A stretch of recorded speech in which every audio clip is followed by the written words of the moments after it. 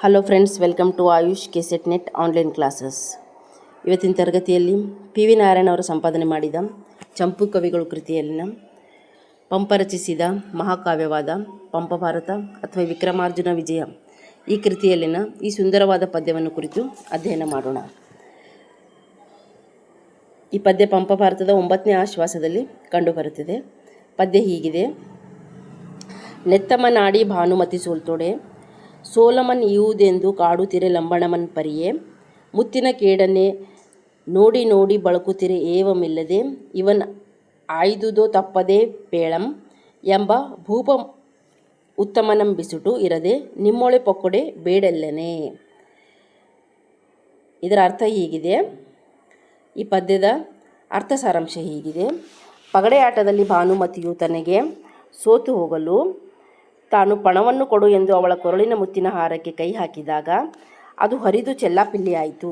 ಅದನ್ನು ಕಂಡು ತಾನು ಕಂಪಿಸುತ್ತಿರಲು ದುರ್ಯೋಧನು ಈ ಮುತ್ತುಗಳನ್ನು ಆರಿಸಿಕೊಡಲೇ ಎಂದು ಕೇಳಿದನು. ಇಂಥ ರಾಜಶ್ರೇಷ್ಠನನ್ನು ಬಿಟ್ಟು ನಿಮ್ಮ ಕಡೆ ಸೇರಿದರೆ ನಾನು ನೀಚನಾಗುವುದಿಲ್ಲವೇ?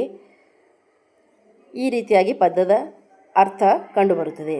ಇದು ಯಾವ ಸಂದರ್ಭದಲ್ಲಿ ಪಂಪನು ಬಳಸಿದ್ದಾನೆಂದರೆ, ಈ ಮಾತನ್ನು ಅಥವಾ ಈ ಪದ್ಯದಲ್ಲಿ ಈ ಮಾತನ್ನು ಕರ್ಣನೇ ಹೇಳುತ್ತಾನೆ.